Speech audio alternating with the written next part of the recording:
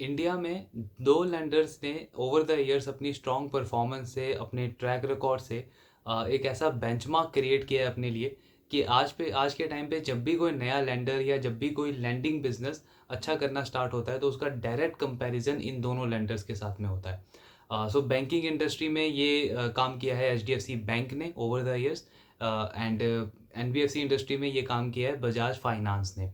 HDFC bank का जैसे direct comparison होता है आईडीएफसी फर्स्ट बैंक के साथ में कि क्या आईडीएफसी फर्स्ट बैंक अगला एचडीएफसी बैंक बन सकता है। सिमिलरली एनबीएफसी इंडस्ट्री में एक ऐसी ही एनबीएफसी कंपनी है जिसने पिछले कुछ टाइम में बहुत ही अच्छा परफॉर्म किया है, एंड आज के टाइम पे उसका डायरेक्ट कंपैरिजन बजाज फाइनेंस के साथ में होता है। सो उस एनबीएफसी का नाम है पूनावाला फिनकॉर्प। इसी पे आज हम बात करेंगे इस कंपनी के बारे में, ये बिजनेस मॉडल कैसा है, करंट परफॉर्मेंस कैसी है, and the most important question कि क्या ये अगला बजाज फाइनेंस बन सकता है, क्या इसका स्टॉक नेक्स्ट बजाज फाइनेंस बन सकता है। सो पूनावाला फिनकॉर्प अगर हम बिजनेस मॉडल देखें तो 2021 में इस कंपनी ने मैग्मा फिनकॉर्प जो कि एक एनबीएफसी थी उसको इन्होंने एक्वायर किया था, एंड वहीं से मेन बिजनेस इस कंपनी का स्टार्ट हुआ था। मैग्मा फिनकॉर्प 2021 में बहुत ही बुरी सिचुएशन में था। कंपनी की एसेट क्वालिटी बहुत ख़राब थी, एनपीए के नंबर्स लगातार बढ़ रहे थे, जो प्रॉफिट थी कंपनी की वो लगातार कम होती जा रही थी, एंड लॉस मेकिंग ये कंपनी बनती जा रही थी। वहाँ पे पूनावाला फिनकॉर्प ने इस कंपनी को एक्वायर किया, एंड उस टाइम पे इनकी जो एनपीए के नंबर्स थे मैग्मा फिनकॉर्प के वो 8.5% थे 2021 में, एंड आज जब हम पूनावाला फिनकॉर्प का एनपीए देखते हैं तो वो 1.3% है। इतना सिग्निफिकेंट इंप्रूवमेंट दिखाया है पूनावाला फिनकॉर्प ने पिछले 2-2.5 सालों में, बहुत ही ज़बरदस्त परफॉर्मेंस दी है।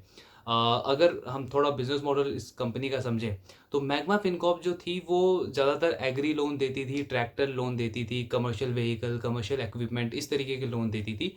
बट पूनावाला फिनकॉर्प जो है इनका काफ़ी थोड़ा सा यूनिक बिजनेस मॉडल है। अनलाइक अदर एनबीएफसीज जो कि काफ़ी रिस्कियर सेगमेंट में डील करती है, जिनके कस्टमर्स नॉर्मली जो होते हैं वो लोअर इनकम ग्रुप से आते हैं, पूनावाला फिनकॉर्प के जो कस्टमर्स हैं वो काफ़ी प्राइम सुपर प्राइम कस्टमर्स हैं। ये कंपनी यूजुअली उन्हीं कस्टमर्स को टारगेट करती है जिनका सिबिल स्कोर 700 से ज़्यादा होता है। तो 700 से ज़्यादा अगर किसी कस्टमर का सिबिल स्कोर है तो इट मीन्स कि उनका क्रेडिट बिहेवियर है, वो क्रेडिट टेस्टेड कस्टमर्स है, पास्ट में उनका लोन का कोई ट्रैक रिकॉर्ड है, एंड इससे कंपनी को एक एडवांटेज ये मिलता है कि वो अपने एसेट्स को अच्छे से मैनेज कर सकते हैं। रिस्क वहाँ पे काफ़ी कम हो जाता है कंपेयर टू एक ऐसी कंपनी, एक ऐसी एनबीएफसी जो कि लोअर इनकम ग्रुप वाले कस्टमर्स को लोन ज़्यादा दे रही है। तो ये एक एडवांटेज हम कह सकते हैं इस कंपनी के पास है, एंड दैट्स द रीज़न कि इनकी जो एनपीए के नंबर्स हैं वो इतने ज़्यादा अच्छे हैं। 1.3% का एनपीए रेशियो है इस कंपनी का, जो कि हम डायरेक्टली किसी बैंक के साथ में कंपेयर कर सकते हैं। पूनावाला फिनकॉर्प का अगर हम Q2 का परफॉर्मेंस देखें तो इनका जो लोन बुक है वो 54% से ग्रो हुआ है on a Y basis. Margins इस कंपनी के इम्प्रूव होके 11.42% हो गए। एंड ट्रस्ट मी, आज के टाइम पे हम जितने भी बैंक्स या एनबीएफसी को एनालाइज कर रहे हैं, अगर हम कहीं पे भी देखते हैं कि कोई भी बैंक या एनबीएफसी आज के टाइम पे अपने मार्जिन को इम्प्रूव कर रहा है तो ये एक बहुत ही पॉजिटिव साइन है। बिकॉज करंट जो साइकिल चल रहा है वो उसमें चाहे कोई भी बैंक हो या एनबीएफसी हो, डिपॉजिट रेट बढ़ने की वजह से कॉस्ट ऑफ बोरोइंग या कॉस्ट ऑफ फंड हर एक बैंक, हर एक एनबीएफसी के लिए बढ़ती जा रही है। तो जब आपका कॉस्ट ऑफ बोरोइंग बढ़ जाएगा, कॉस्ट ऑफ फंड बढ़ जाएगा, उसका डायरेक्ट इम्पैक्ट आपके मार्जिन के ऊपर पड़ता है। एंड ऐसे में अगर कोई कंपनी, कोई बैंक या एनबीएफसी अपने मार्जिन को इम्प्रूव कर रही है इस सिचुएशन में भी, सो इट शोज़ कि कंपनी ऑपरेशनली बहुत ज़्यादा एफिशिएंट है, अपने कॉस्ट को बहुत अच्छे से मैनेज कर रही है वो कंपनी, एंड अपनी सोर्सेस ऑफ फंड को बहुत ही टैक्टिकली उन्होंने मैनेज करके रखा है। बिकॉज ऐसे टाइम में भी उनके बोरोइंग जो है, कॉस्ट ऑफ बोरोइंग जो है वो ज़्यादा बढ़ नहीं रही है, एंड उनके मार्जिन वहाँ से इम्प्रूव हो रहे हैं। तो यहाँ पे पूनावाला फिनकॉर्प ने बहुत अच्छा काम किया है। नेट प्रॉफिट की अगर हम बात करें इस कंपनी की तो 77% से इस कंपनी का नेट प्रॉफिट बढ़ा है इस क्वार्टर में। अगेन अगर ओवरऑल रिजल्ट देखें तो बहुत ही ज़बरदस्त नंबर्स डिलीवर किए हैं। स्पेशली अगर आप लोन ग्रोथ देखो तो 54% की लोन ग्रोथ, एंड इनका जो लोन बुक है वो बहुत छोटा लोन बुक नहीं है, 20,000 करोड़ का लोन बुक है, यानी कि हम कह सकते हैं मिड साइज एनबीएफसी है ये। एंड वहाँ पे लगातार ये कंपनी 40% 50% की लोन बुक ग्रोथ अचीव कर रही है। तो ये एक बहुत ही स्ट्रॉन्ग ग्रोथ, स्ट्रॉन्ग नंबर्स इस कंपनी ने डिलीवर किया। Business model we already discuss कि कुछ हद तक बजाज फाइनेंस से मिलता है। कंज्यूमर और एमएसएमई ये इनका मेन टारगेट स्पेस है। मोस्टली जो ये लोन देती है कंपनी वो कंज्यूमर और एमएसएमई स्पेस में देती है। देन अगर इनका थोड़ा सा हम बिजनेस मॉडल में और डीप डाइव करें तो पूनावाला फिनकॉर्प जो है वो डिजिटली लोन ज़्यादा देती है। टेक्नोलॉजी का बहुत ज़्यादा यूज़ करती है ये कंपनी। 80 to 85% लोन जो होते हैं इस कंपनी के वो ये डिजिटली डिसबर्स करती है।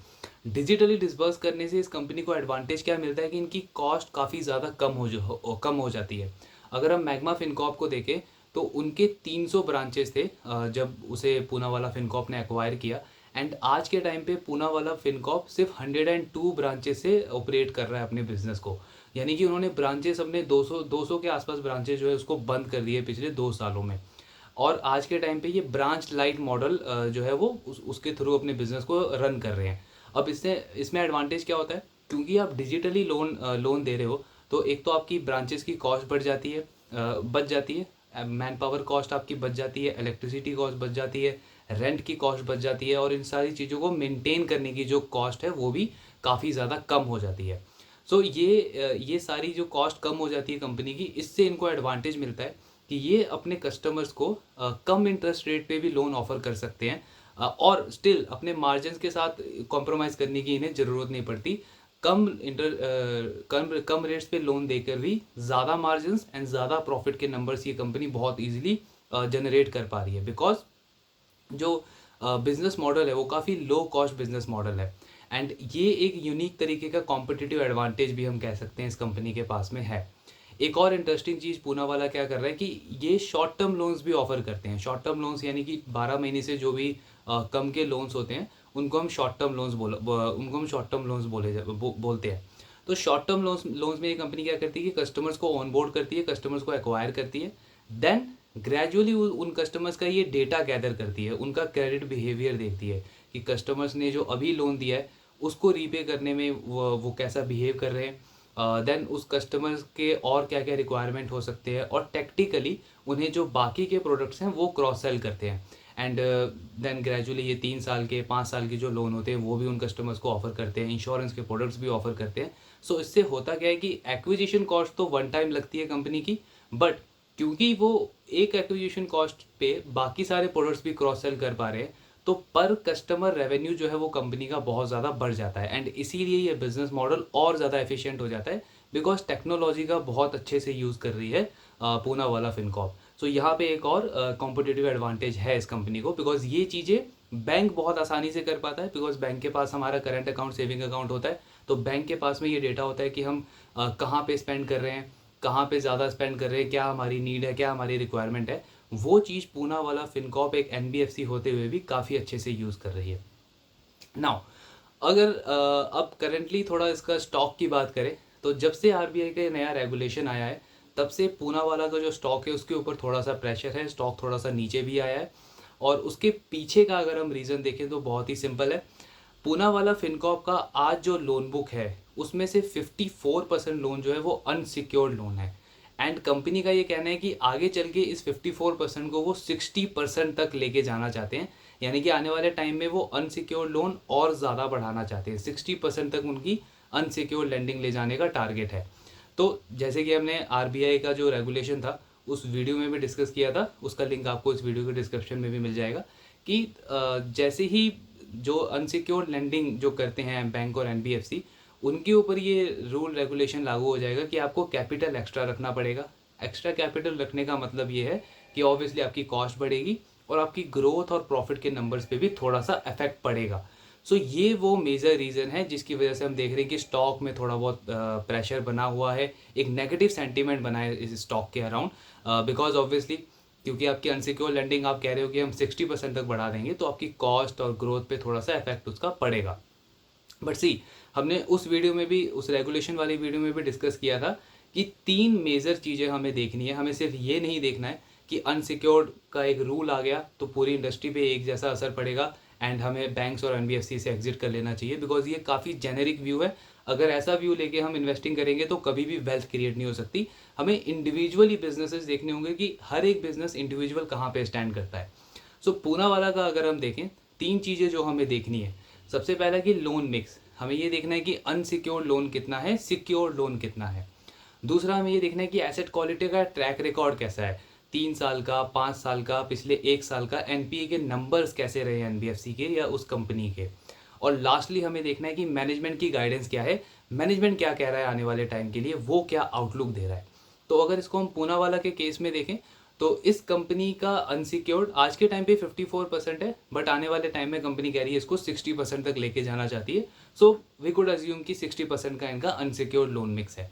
एसेट क्वालिटी की बात करें तो 1.3% का एनपीए नंबर्स है, एंड वी ऑलरेडी डिस्कस कि कहाँ 8.5% का एनपीए था ये आज से 2 साल पहले। तो कितनी अच्छी इंप्रूवमेंट करी है इन्होंने पिछले 2-2.5 सालों में अपने एसेट क्वालिटी में, अपने एनपीए के नंबर्स में। अब कंपनी का कहना ये है, मैनेजमेंट का कहना ये है कि आने वाले टाइम में वो अपना जो क्रेडिट कॉस्ट है उसको 1.2% के नीचे मेंटेन रखना चाहते हैं। सो अगर 60% अनसिक्योर्ड लोन के साथ में अपना क्रेडिट कॉस्ट 1.2% तक ये कंपनी मेंटेन करती है, अभी तो उससे भी बहुत ज़्यादा कम है, उससे भी अच्छे नंबर्स हैं, तो ट्रस्ट मी अगर ये रेगुलेशन लगता भी है इस कंपनी के ऊपर, तो फिर भी इनके जो मार्जिन्स होंगे, जो प्रॉफिट नंबर्स होंगे, वो बहुत ज़्यादा होंगे, बहुत अच्छे होंगे कंपेयर टू अ लेंडर जिनको ज़्यादा प्रोविजनिंग जिनको ज़्यादा कैपिटल रखना पड़ेगा। बिकॉज एसेट क्वालिटी सबसे मेन चीज़ होती है किसी भी बैंक एनबीएफसी में ट्रैक करने के लिए। एंड अगर एक अच्छी ग्रोथ के साथ में, अच्छे हाई मार्जिन वाले प्रोडक्ट के साथ में कोई एनबीएफसी, कोई बैंक अपनी एसेट क्वालिटी को मेंटेन कर रहा है, अपने क्रेडिट कॉस्ट को मेंटेन कर रहा है, तो उसके मार्जिन्स और उसके ग्रोथ प्रॉफिटेबिलिटी पे लॉन्ग टर्म में ज़्यादा इफेक्ट, नेगेटिव इफेक्ट नहीं पड़ेगा। सो पूनावाला फिनकॉर्प के पास ऑब्वियसली वो एज रहेगा अगर वो अपने क्रेडिट कॉस्ट को मेंटेन रखते हैं, क्योंकि इनकी जो हाई मार्जिन प्रोडक्ट है, जो अनसिक्योर्ड प्रोडक्ट है, वो 60% तक लेके जाने का इनका टारगेट है। लास्टली जो पॉइंट आता है मैनेजमेंट गाइडेंस, तो अभी तक तो ऑल दो मैनेजमेंट ने कोई ऐसा खास गाइडेंस दिया नहीं है जब से ये रेगुलेशन आया है। हम Q2 के गाइडेंस को ही अभी बेंचमार्क लेके चल सकते हैं।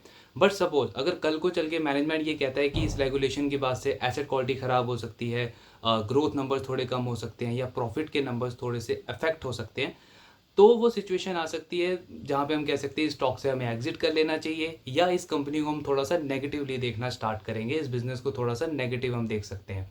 बट अभी तक क्योंकि ऐसी कोई खास गाइडेंस आई नहीं है, so we have to assume कि मैनेजमेंट ने जो लास्ट क्वार्टर में कहा था बहुत ही पॉजिटिव गाइडेंस है, कॉन्फिडेंट है अपने आउटलुक को लेकर के, और अभी के जो नंबर्स हैं, अभी के जो परफॉर्मेंस है, वो भी बहुत ज़्यादा ज़बरदस्त है इस कंपनी के। नाउ द लास्ट क्वेश्चन कि क्या ये अगला बजाज फाइनेंस बनेगा।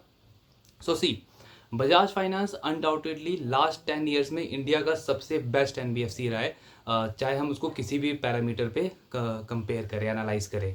एंड अभी भी इतनी बड़ी साइज़ पे अराउंड 3 लाख करोड़ का लोन बुक है बजाज फाइनेंस का, और इतने बड़े साइज़ पे भी ये कंपनी जो है वो 30% से भी ज़्यादा ग्रोथ अचीव कर रही है, और उसको वो आगे और मेंटेन करना चाहते हैं अगले 4-5 साल तक। सो इट शोज़ कि कितनी स्ट्रॉन्ग, कितनी ज़बरदस्त फ्रेंचाइजी इस बिज़नेस ने अपने लिए बिल्ड की है पिछले 15-20 सालों में।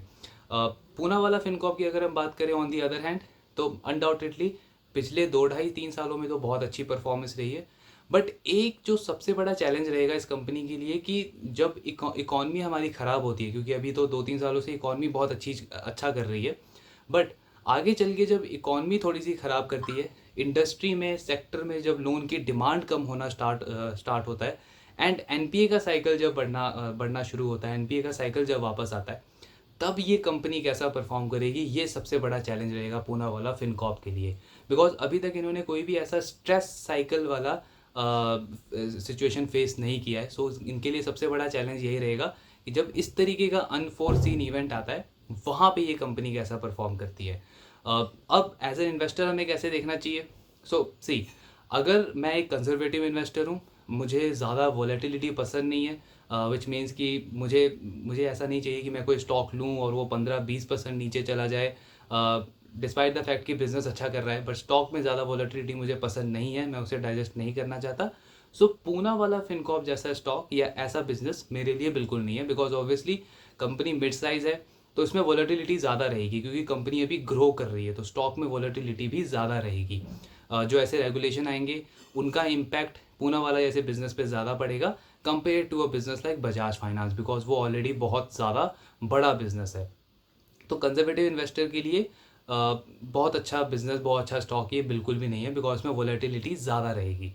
But on the other hand, अगर मैं एक ग्रोथ इन्वेस्टर हूँ, अगर मैं एक रिस्क टेकर इन्वेस्टर हूँ एंड आई वांट कि मेरा पोर्टफोलियो ग्रो करना चाहिए, मेरा वेल्थ जो है वो ज़्यादा तेज़ी से ग्रो करना चाहिए एंड मुझे वॉलेटिलिटी से कोई कोई कोई प्रॉब्लम नहीं है। आई एम हैप्पी अगर मैं कोई स्टॉक लूँ और वो 20-25% नीचे भी चला जाए, because I trust the business, मुझे पता है बिजनेस अच्छा कर रहा है, बट स्टिल अगर स्टॉक नीचे जा रहा है तो मैं उससे कंफर्टेबल हूँ। अगर इस तरीके का माइंडसेट है मेरा और मुझे वॉलेटिलिटी से कोई प्रॉब्लम नहीं है, सो पूनावाला जैसे बिजनेस जो है वो बिल्कुल मेरे लिए हैं, बिकॉज वहाँ पे मुझे ग्रोथ वैसी मिल सकती है जो कि बजाज फाइनेंस में मुझे नहीं मिलेगी या एचडीएफसी बैंक में मुझे नहीं मिलेगी। सो एज ए इन्वेस्टर हमें इस तरीके से देखना है, बिजनेस दोनों ही अच्छे हैं, बजाज फाइनेंस भी अच्छा है, पूनावाला फिनकॉर्प भी अच्छा है, बट ऑब्वियसली जो वैल्यूएशन बजाज फाइनेंस की है, पूनावाला फिनकॉर्प उससे 3 टाइम लोएस्ट वैल्यूएशन पे आज के टाइम पे ट्रेड कर रहा है। 3.5 का प्राइस टू बुक है इस कंपनी का एंड इतनी अच्छी परफॉर्मेंस के बावजूद। सो वैल्यूएशन वाइज बहुत अट्रैक्टिव है, ग्रोथ अपॉर्चुनिटी भी बहुत अच्छी है। Obviously we have to track कि आगे चल के ये परफॉर्मेंस कंपनी मेंटेन रख पाती है या नहीं। सो यही सारी चीज़ें हमें ट्रैक करनी है इस कंपनी की एंड आगे जो डेवलपमेंट्स होगी इस कंपनी की, मैनेजमेंट क्या आउटलुक देगी, ऑब्वियसली हम वो भी डिस्कस करेंगे इस प्लेटफॉर्म पे। सो आई होप ये ओवरऑल एनालिसिस आपको अच्छा लगा होगा। इन केस अगर आपको कोई भी डाउट हो so please let me know in the comment box.